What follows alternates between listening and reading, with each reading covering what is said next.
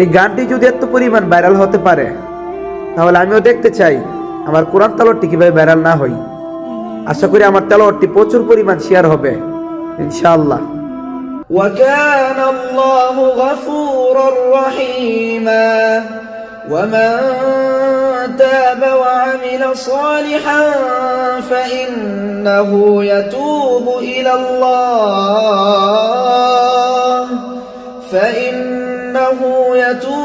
إلى الله متابا والذين لا يشهدون الزور وإذا مروا باللغو مروا كراما والذين إذا